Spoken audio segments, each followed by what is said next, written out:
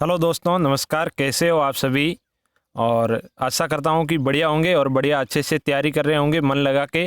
तो मित्रों, आपसे मैं एक छोटा सा निवेदन करूँगा कि आपने अभी तक हमारे यूट्यूब चैनल को सब्सक्राइब नहीं किया है तो चैनल को सब्सक्राइब कीजिए प्लीज़, और बेल आइकन को भी दबा दीजिए।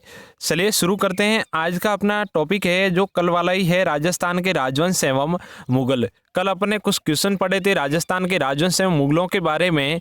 उसके कुछ बचे कुछ क्वेश्चन है, इंपॉर्टेंट क्वेश्चन है बहुत ही, तो उनको अपन पढ़ने जा रहे हैं। उनसे पहले मैं आपसे एक बात शेयर करना चाहूँगा कि जिस प्रकार से शिक्षा मंत्री ने कह दिया है कि रीट का एग्ज़ाम सितंबर में होने वाला है, उसके बावजूद भी कुछ लोगों के कमेंट वगैरह आ रहे हैं, फ़ोन आ रहे हैं कि ये एग्ज़ाम कब होने वाला है। देखिए मित्रों, जिस प्रकार से गवर्नमेंट ये कह रही है कि आपका एग्ज़ाम तब होगा, तो अपन उसके ऊपर क्वेश्चन मार्क लगाते ही क्यों हैं? ये मुझे समझ में नहीं आता। कम से कम अपने को इतना टाइम तो दिया है कि भाई उस डेट में आप ये तैयारी करो, तो अपने को वही डेट मानकर तैयारी करनी है। और एक बात और है कि जो लोग, देखिए मैं कितने अच्छे से मतलब कंटेंट तैयार कर रहा हूँ और अच्छे से आपके सामने अच्छे क्वेश्चन आंसर तैयार करके लेके आ रहा हूँ, नोट्स अच्छे बना रहा हूँ और अच्छे से अपन टॉपिक का अध्ययन कर रहे हैं। उसके बावजूद भी कुछ लोग, उनसे मैं निवेदन करूंगा कि जो हमारे साथ जुड़े हुए हैं, जो अभी पहली बार ये वीडियो को देख रहे हैं, तो उनसे मैं ये छोटा सा निवेदन करूंगा कि आप थोड़ा सा अच्छे के साथ रहिए। ये देखिए, ये मेरे से संभव, अकेले से संभव नहीं होगा शायद। जहाँ तक मेरी मेहनत होगी वो मैं मेहनत करूँगा, लेकिन आप भी थोड़ा सा दोस्तों के साथ शेयर करने का प्रयास कीजिए। यकीन मानिए दोस्तों, आपको इससे बहुत ज़्यादा फायदा होगा, बहुत ही ज़्यादा फायदा होगा। आपको पता है कि प्रश्न पत्र का आधार होता है आरबीएससी की किताबें। जिस प्रकार से अपन अध्ययन कर रहे हैं आरबीएससी की किताबों का, वो एक आधार होता है प्रश्न पत्र का। तो वही बात मैं आपके साथ शेयर करना चाहता था कि आप थोड़ा सा हमें साथ दीजिए और वीडियो को शेयर किया कीजिए, वीडियो को पूरा देखिए। और चलिए शुरू करते हैं। आज अपन ने जो क्वेश्चन आंसर बनाए हैं उनके बारे में अध्ययन कर लेते हैं। देखिए, बहुत ही अच्छे क्वेश्चन है, कई बार पूछे गए भी हैं एग्जाम में। जोधपुर के महाराजा, पहला क्वेश्चन है, जोधपुर के महाराजा गज सिंह ने किस महिला के प्रभाव में आकर अमर सिंह को अपना उत्तराधिकारी घोषित नहीं किया? कौन सी महिला थी जिसके प्रभाव में आकर गज सिंह ने, जो अमर सिंह थे, जो अपने ज्येष्ठ पुत्र थे, उनको उत्तराधिकारी घोषित नहीं किया, जबकि कनिष्क पुत्र जसवंत सिंह को उत्तराधिकारी घोषित किया था? तो वो किसके बहकावे में आ गए थे? तो वो आ गए थे अनारा बेगम के बहकावे में, अनारा के कहने में आ गए थे। सी ऑप्शन इसका सही हो जाएगा। चलिए मित्रों, अगला क्वेश्चन है, अमर सिंह राठौड़ ने शाहजहां के दरबार में किसकी हत्या की थी? देखो, अमर सिंह राठौड़ ने जिस प्रकार से औरंगजेब के दरबार में शाहजहां के दरबार में उनके साले की हत्या कर दी थी, उनका क्या नाम था? देखिए मित्रों, इसका सही आंसर हो जाएगा, उनके साले का नाम था सलावत खान। बी ऑप्शन सही हो जाएगा, सलावत खान की हत्या कर दी थी अमर सिंह ने। चलिए अगले क्वेश्चन की ओर। अगला क्वेश्चन है, दुर्गादास राठौड़ का जन्म कहाँ और कब हुआ था? दुर्गादास राठौड़ का जन्म कहाँ और कब हुआ था? ऑप्शन है, सालवा गांव 1639 में, भद्राजून 1640 में, मेहता गांव 1650 में, या फिर सालवा गांव 1638 में।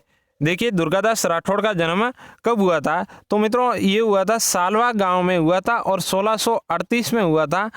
आस्करण राठौड़ के घर पर हुआ था। जो आस्करण थे वो जसवंत सिंह के दरबार में मंत्री हुआ करते थे। तो इसका सही ऑप्शन हो जाएगा डी ऑप्शन इसका राइट हो जाएगा। चलिए अगले क्वेश्चन की ओर। अगला क्वेश्चन है, महाराजा जसवंत सिंह की मृत्यु कब और कहाँ हुई? देखिए, महाराजा जसवंत सिंह की मृत्यु कब और कहाँ हुई थी? देखिए मित्रों, ये आप सभी को पता है कि महाराणा जसवंत सिंह की, जो महाराजा जसवंत सिंह थे, उनकी मृत्यु हो गई थी जमरूद में। 1678 में जमरूद में इनकी मृत्यु हो गई थी। जमरूद में मृत्यु होने के समय इनके कोई पुत्र नहीं था। पुत्र थोड़े समय बाद लाहौर में इनकी दो रानियों ने दो पुत्रों को जन्म दिया। एक पुत्र की उसी समय मृत्यु हो जाती है, दूसरे पुत्र जो बच जाते हैं उनका नाम होता है अजीत सिंह, जिसको बचाकर दुर्गादास राठौड़ जो मारवाड़ पर कब्जा करते हैं, तो वही जसवंत सिंह है। जसवंत सिंह की मृत्यु हो जाती है जमरूद में 1678 में। ए ऑप्शन इसका राइट हो जाएगा। चलिए अगले क्वेश्चन की ओर। अगला क्वेश्चन बहुत ही इंपॉर्टेंट क्वेश्चन है। दुर्गादास राठौड़ के द्वारा अजीत सिंह को औरंगजेब के द्वारा दिल्ली से कैद से मुक्त बसाकर सिरोही के कालंद्री गांव में जयदेव जयदेव ब्राह्मण के घर रखा गया, उस समय सिरोही का शासक कौन था। देखिए जिस समय अजीत सिंह को बचाकर सिरोही लाया गया तो सिरोही किसके देखरेख में ये हुआ था, उस समय सिरोही के शासक कौन थे। देखिए मित्रों इसका सही आंसर क्या हो जाएगा, सिरोही के शासक थे उस समय राणा राज सिंह या फिर राणा मारा वेरीसाल या फिर महाराव मान सिंह या फिर राव भोज। तो इसका सही आंसर हो जाएगा महाराव वेरीसाल के देखरेख में जयदेव ब्राह्मण के घर पर अजीत सिंह का जो पालन पोषण हुआ था। चलिए अगले क्वेश्चन की ओर। अगला क्वेश्चन क्या है अपना, अगला क्वेश्चन है मित्रों, दुर्गादास राठौड़ ने औरंगजेब के विरुद्ध राठौड़ सिसोदिया गुट का निर्माण किया, उस समय सिसोदिया शासक कौन था। देख जिस समय अजीत सिंह छोटे थे तो अजीत सिंह की सहायता के लिए दुर्गादास राठौड़ ने कूटनीति का प्रयोग करते हुए जो सिसोदियों का जो साथ लिया था, इन्होंने सिसोदियों से समझौता किया था। उस समय सिसोदिया शासक कौन थे, राणा अमर सिंह या फिर राणा जगत सिंह, राणा राज सिंह या फिर अमर सिंह द्वितीय। तो उस समय मित्रों कौन थे, इसका सही ऑप्शन क्या हो जाएगा, उस समय थे महाराजा जो राणा राज सिंह थे, राज सिंह से इन्होंने सहयोग लिया था। सी ऑप्शन इसका राइट हो जाएगा। चलिए अगले क्वेश्चन की ओर। अगला क्वेश्चन है, औरंगजेब ने पुनः जजिया कर कब लगाया था, कब लगाया था औरंगजेब ने पुनः जो जजिया कर, जिस प्रकार से अकबर ने जजिया कर को समाप्त कर दिया था। जजिया कर मित्रों मैं आपको बता दूं गैर हिंदुओं पर लगाया जाने वाला एक कर था, जिस प्रकार से इसको दाढ़ी मूस कर भी कहा जाता था। तो जजिया कर गैर हिंदुओं पर लगाया जाने वाला कर था, ये पुनः कब शुरू किया गया औरंगजेब के द्वारा। तो मित्रों ये शुरू किया था 1679 में, जैसा कि आपको पता ही होगा, बिल्कुल आप सही बता रहे, 1679 में। सी ऑप्शन इसका राइट हो जाएगा 1679। चलिए अगले क्वेश्चन की ओर। अगला क्वेश्चन क्या है अपना, दुर्गादास राठौड़ जीवन के अंतिम वर्षों में कहाँ रहे। दुर्गादास राठौड़ जीवन के अंतिम वर्षों में कहाँ रहे थे। ए ऑप्शन है उनियारा, उज्जैन, बनारस या फिर गोगुंदा। तो दुर्गादास राठौड़ ने अपना अंतिम समय जो व्यतीत किया था मित्रों, वो किया था इन्होंने उज्जैन में। उज्जैन में इन्होंने व्यतीत किया था। मारवाड़ देखो जिस प्रकार से, मैं आपको थोड़ा एक्सप्लेन कर दूं कि अजीत सिंह को मारवाड़ का शासक बनाने के बाद में जो दुर्गादास राठौड़ थे वो दक्षिण में मराठों के सहयोग के लिए गए हुए थे। जिस समय दुर्गादास राठौड़ मारवाड़ में नहीं थे तो मारवाड़ के कुछ सरदारों जो दुर्गादास राठौड़ के विरोधी थे, उनको ये मौका मिल गया कि दुर्गादास राठौड़ के विरुद्ध अजीत सिंह को भड़काने का। जब दुर्गादास राठौड़ वापस मारवाड़ आए तो मारवाड़ आने पर वो सम्मान इनको नहीं मिला जिस प्रकार से पहले सम्मान मिलता था। ये वापस चले गए थे मेवाड़, राणा राज सिंह, महाराजा राज सिंह की शरण में, और राज सिंह की शरण में इनको रामपुरा की जागीरी भी दी गई थी, रामपुरा की जागीरी दी गई थी। लेकिन जीवन के अंतिम वर्षों में ये उज्जैन चले गए थे और वहीं पर इनकी मृत्यु हो जाती है। और शिप्रा नदी के तट पर इनकी लाल पत्थर से निर्मित छतरी भी वहाँ पर बनी हुई है। तो मित्रों ये याद रखिए। देखिए चलिए अगले क्वेश्चन की ओर। अगला क्वेश्चन है, किस जाट नेता ने सिकंदरा आगरा में अकबर की कब्र को खोदकर उसकी हड्डियों को जला दिया था। जिस प्रकार से आपको पता है कि जाट नेता भरतपुर, अलवर भरतपुर के जो जाट नेता थे वो शुरुआत से ही मुगलों के विरोधी रहे थे और इन्होंने अपना बदला लेने के लिए अकबर की जो हड्डियों को भी जला दिया था, कब्र को खोद डाला था। तो उन जाट नेता का क्या नाम था, बहुत ही योद्धा जाट नेता थे, उनका नाम था मित्रों राजा राम। राजा राम ने अकबर की कब्र को खोदकर उनकी हड्डियों को जला दिया था। चलिए अगले क्वेश्चन की ओर। अगला क्वेश्चन क्या है अपना, अगला क्वेश्चन है बहुत ही इंपॉर्टेंट। जयपुर के स्वाई जय सिंह की मृत्यु पर उत्तराधिकारी संघर्ष में उनके बड़े पुत्र ईश्वरी सिंह का साथ किस जाट शासक ने दिया था। देखिए किस जाट शासक ने जो ईश्वरी सिंह का साथ दिया था, तो ईश्वरी सिंह का साथ दिया था मित्रों सूरजमल ने। सूरजमल ने भरतपुर की स्थापना भी की थी और इनके पिता ने डीग को बसाया था। और जिस प्रकार से अपन पढ़ते हैं कि ईश्वरी सिंह का इन्होंने साथ दिया था और ईश्वरी सिंह कुछ ही समय के बाद जो मराठों से तंग आकर इन्होंने आत्महत्या कर दी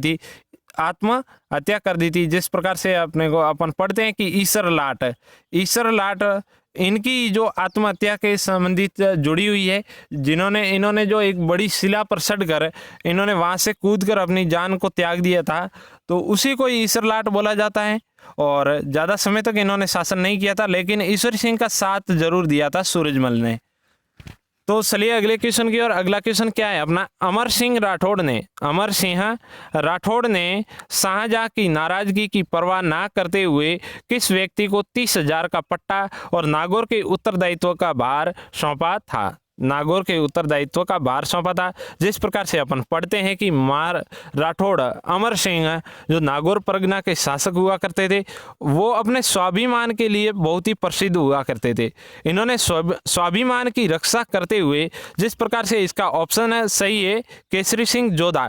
देखिए केसरी सिंह जोधा को कटक पार अभियान के लिए जाना था। शाहजहां के अभियान के लिए इन्होंने जाने के लिए हिचकिचाहट जताई, थोड़ा सा इनको संकोच हुआ, तो ये जा नहीं पाए थे। तो क्या किया कि शाहजहां ने इनके जो मनसब इनको प्राप्त थे वो इनसे जब्त कर लिए गए थे, लेकिन अमर सिंह को ये सहन नहीं हुआ। अमर सिंह ने अपने पास जो परगना था, अपने पास जो जागीरी थी नागौर की, उसका पटा जो था वो केसरी सिंह जोधा को सौंप डाला। तो इस प्रकार से अमर सिंह राठौड़ के कई किस्से ऐसे प्रचलित हैं, तो इसका सी ऑप्शन सही हो जाएगा। केसरी सिंह जोधा का वो 30,000 का पट्टा और नागौर के उत्तरदायित्व का भार सौंपा था। तो मित्रों आज के वीडियो में इतना ही पढ़ेंगे अपन, मिलते हैं अगले वीडियो में। जब तक आप हमारे साथ जरूर बने रहिएगा। अगले टॉपिक का अपन अध्ययन करेंगे और नोट्सों का अध्ययन करेंगे, प्रश्नोत्तर पढ़ेंगे, बहुत ही इंपॉर्टेंट होने वाला है। देखिए मित्रों, जिस प्रकार से रीट का सिलेबस इतना लंबा चौड़ा होता है, तो आप ये मतलब हल्के में मत लइए। जो बंदा रीट को पार करना चाहता है वो इन सिलेबस को बिल्कुल हल्के में मत लइएगा। कम से कम देखिए गवर्नमेंट अपने को 3 महीने का टाइम दे रही, 3 महीने का टाइम सफिशिएंट नहीं होता है। ये आप मानकर चलिए, जो साइकोलॉजी अपनी होती है बाल विकास एवं शिक्षा शास्त्र, उसके कॉन्सेप्ट क्लियर करने के लिए भी अपने लिए 3 महीने चाहिए। कम से कम अपन 5 घंटे हमेशा अध्ययन करें तो मित्रों इसका सिलेबस बहुत ही लंबा होता है। बहुत अच्छे से अपने को सिलेबस को करना है। एग्जाम जितना आगे हो सके उतना अपने को कोई टेंशन लेने की ज़रूरत नहीं है। एग्जाम होगा जरूर होगा, लेकिन अपने को अपनी तैयारी बिल्कुल कंप्लीट रखनी। 2 बार 4 बार, जितनी बार आप किताबों को पढ़ सके, जितनी बार कोर्स को आप कर सको, इतनी बार कर लेना। किताबों को एकदम घोल के पी जाओ तो आपका सिलेक्शन पक्का है। किसी प्रकार से संकोच नहीं होगा। अभी तो आप एग्जाम के बारे में संकोच कर रहे हैं, लेकिन आपका जब सिलेबस पूरा नहीं होगा तो आप मतलब खुद के सिलेक्शन के बारे में संकोच करने लग जाओगे। जब अपने ऊपर क्वेश्चन मार्क खड़ा हो जाता है, अपने ऊपर अपने को संकोच होने लगता है, तो मान लीजिए मित्रों आप सफल नहीं होने वाले हैं। ये बात कड़वी जरूर है लेकिन सच्ची है।